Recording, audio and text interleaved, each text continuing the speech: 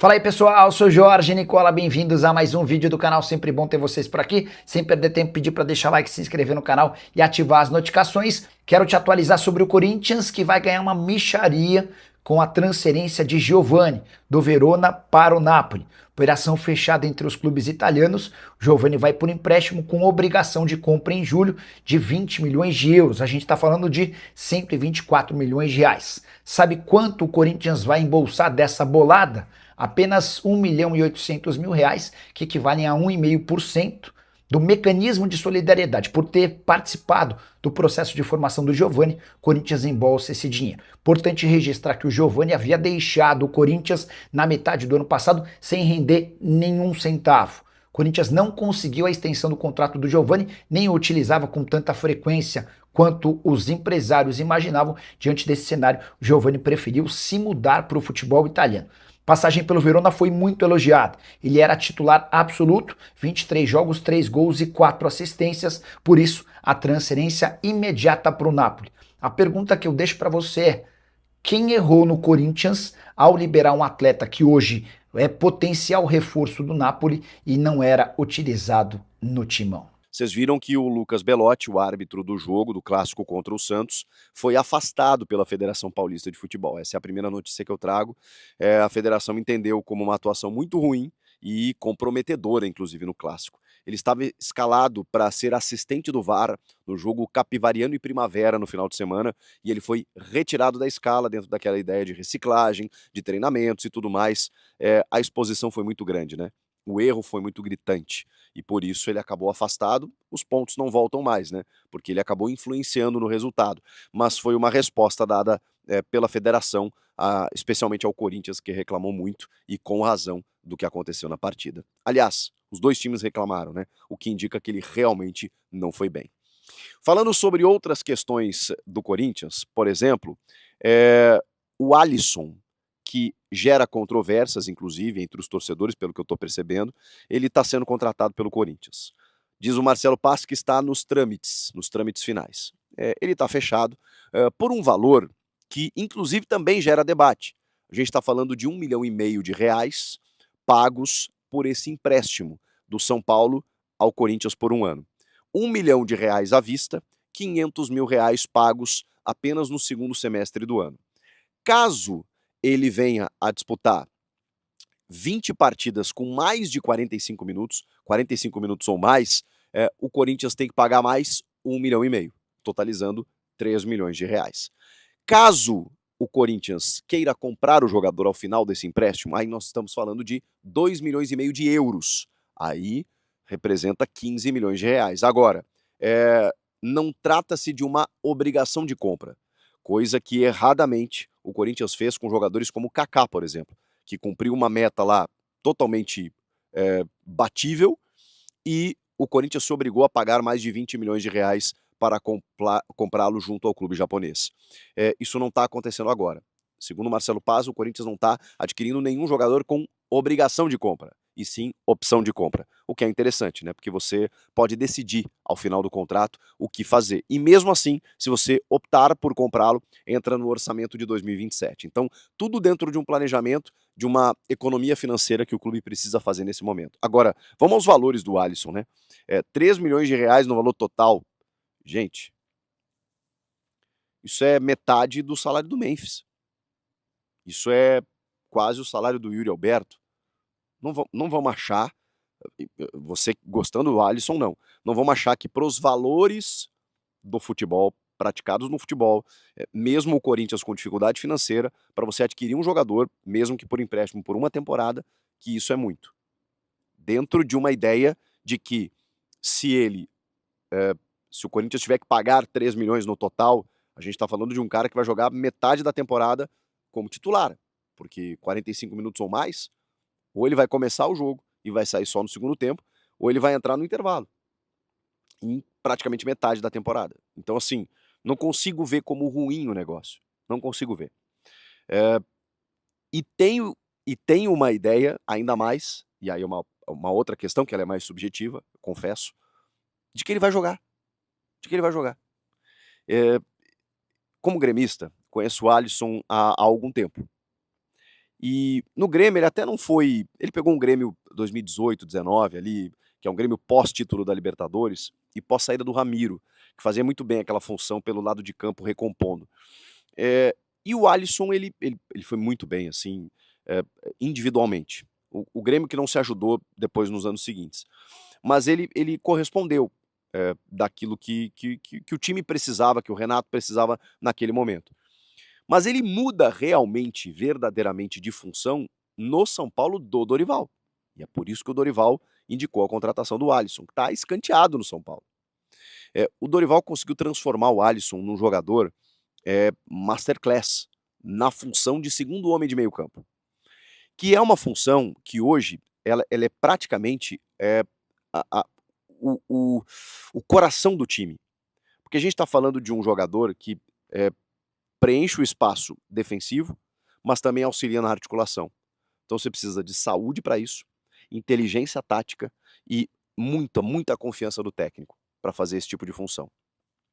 O Martinez, por exemplo, é um jogador que faz essa função, que tem muito coração ali, tem muita vontade quando ele está disposto, mas às vezes falta um refino técnico. O Alisson, por ter iniciado a carreira como um meia atacante, um meia, é um jogador mais de linha de frente, ele tem essa característica. Então, quando ele é recuado, ele consegue fazer essa função de enxergar o jogo sabendo o que fazer lá na frente, mesmo tendo atribuições defensivas. E se ele tem um resguardo, como hoje o Corinthians tem com o Raniel e o Matheus Pereira, por exemplo, eu acho que ele pode render muito, cara. De verdade. Se ele tiver bem fisicamente, porque ele também sofreu com lesões no São Paulo, mas antes da lesão, ele estava até cotado na seleção brasileira. Eu acho que ele pode performar e bem. E pode corresponder de acordo com a confiança que o técnico tem nele, com o sistema desenvolvido para ele. Eu acho que vai ajudar. Até porque a temporada é longa, gente. E a gente está falando de um setor em que volta e meia você tinha que usar o Rian, o Alex Santana, o próprio Charles em algum momento. Então o Alisson ali eu acho que preenche. E a gente está falando de um cara que hoje não é titular do São Paulo, mas era até pouco tempo. E acabou perdendo espaço, enfim, agora, especialmente com a chegada do Danielzinho, que é um belíssimo jogador também. Eu tô confiante. Eu sei que eu sou um otimista de plantão, né? Tava confiante no Matheus Pereira e acho que ele já tá entregando amostragem pequena, mas já está entregando algo positivo, mas estou confiante de que o Alisson também possa ser um cara produtivo ali no meio campo do Corinthians. E, pô, cara, sobre Martinez, por exemplo, é, o argumento que ele usou é um argumento que, cara, pô, difícil. Ele disse que é algo que eu não sabia, por exemplo, eu não sabia até então. Ele disse que o passaporte do Martinez, o problema é que ele estava com as folhas todas preenchidas.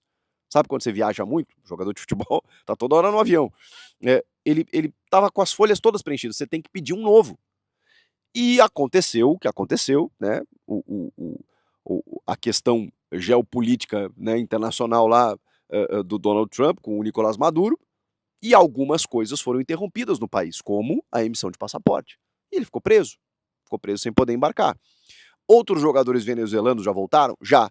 Mas nenhum deles acho que nessa condição. Eu não tô passando pano aqui não, tá? Porque eu acho que o Martinez, como já relatei para vocês, faltou uma comunicação melhor. Faltou uma disposição maior. Faltou evitar ficar postando fotinho na piscina, né? Embora eu possa aqui, porque eu tô de férias, né? E eu tô trabalhando aqui com vocês. O Martinez precisa estar presencialmente no CT. Mas o Marcelo Bastos, que também não passou pano, explicou com mais detalhes o que estava acontecendo.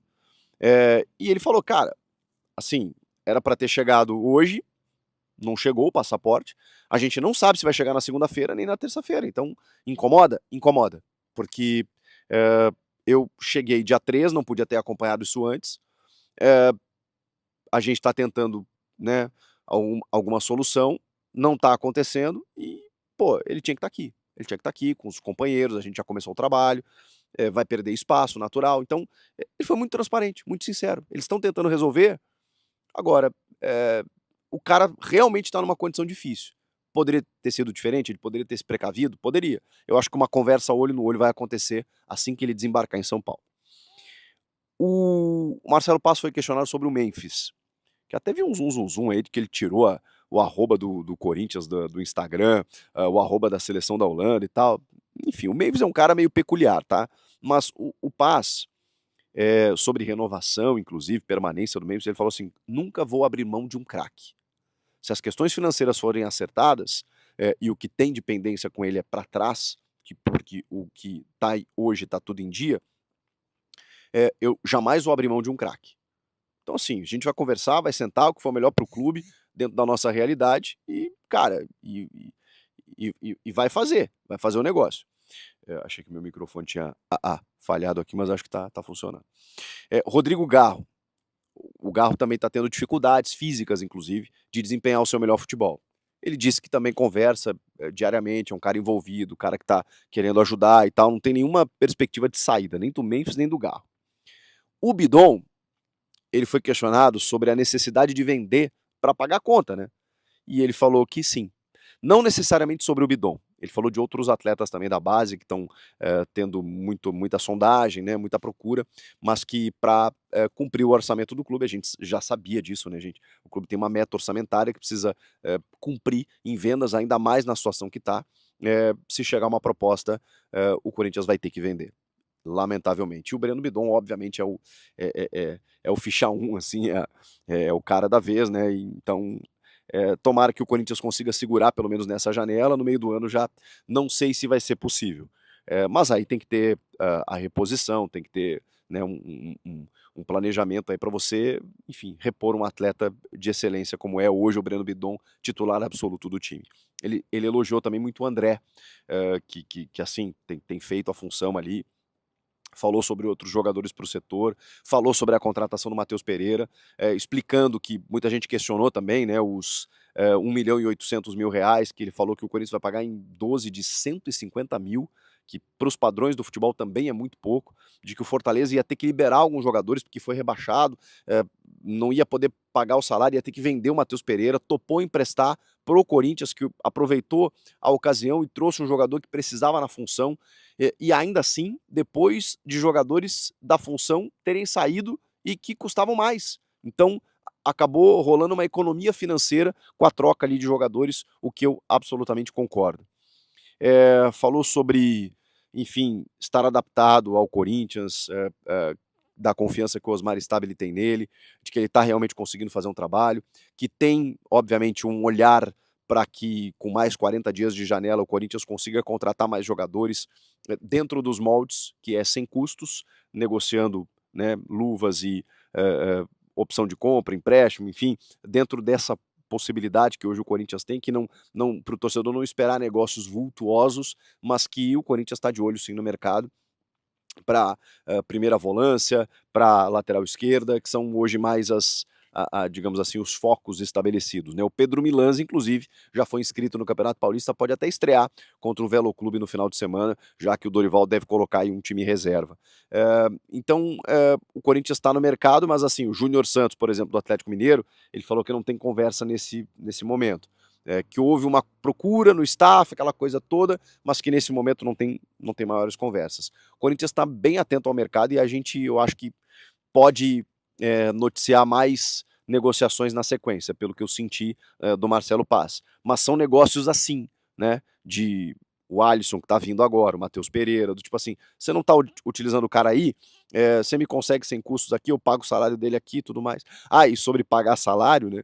Dentro do modelo de negociação do Matheus Pereira, que o Rian foi para lá, com o Corinthians arcando os salários do Rian, o Marcelo Paz também explicou. A gente está falando de um salário que não é alto para os padrões do futebol. É um jogador que recém veio da base. Eu não sei quanto o Rian ganha, mas, cara, deve ser papo de 100 mil, cento e poucos mil reais. Não deve ser mais do que isso.